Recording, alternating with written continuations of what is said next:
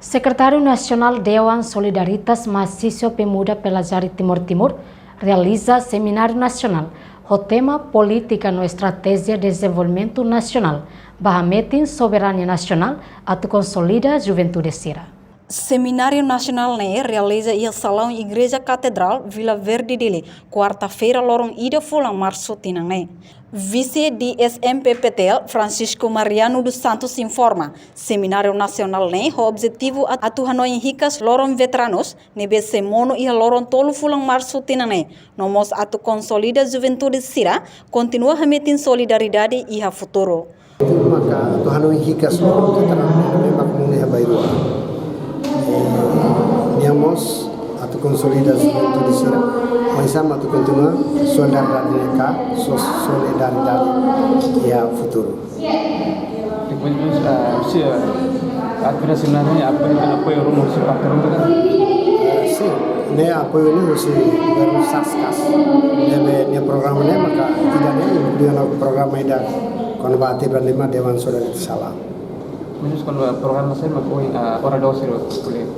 Ne konba uang, ne ordor sini ne konba politik iya, konba sociedade musia, konba segurança musia. Francisco Mariano dos Santos afirma, programa refere kuliah liu konba assunto política, sociedade inclui assunto segurança niang. Representante Juventude nebe participa ia seminário Tiago de Carvalho Dehang. Seminário atu hafanun Juventude Sira nebe Morris iha era independência. Hodi continua saída mag Juventude Heroi Sira ulu kalo ona barai dobeng idane. Ada estudante izar sanfon ida.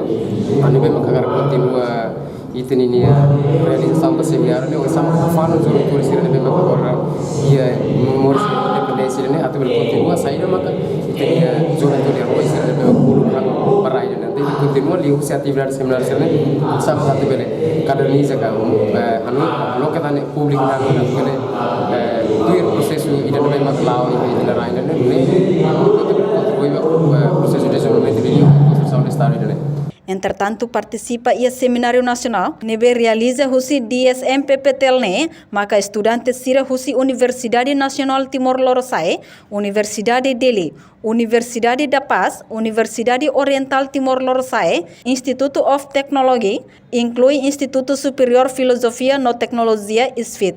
Reportagem Epifânia de Carvalho, Domingues Amaral, Televisão Timor Post.